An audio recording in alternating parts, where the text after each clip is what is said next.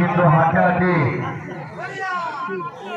বর্তমানে আমাদের এদিকে কাছি টানাটানি দুটো টিম যদি করা থাকে এই দুটো টিমের মধ্যে সেমিফাইনাল ম্যাচ চলছে।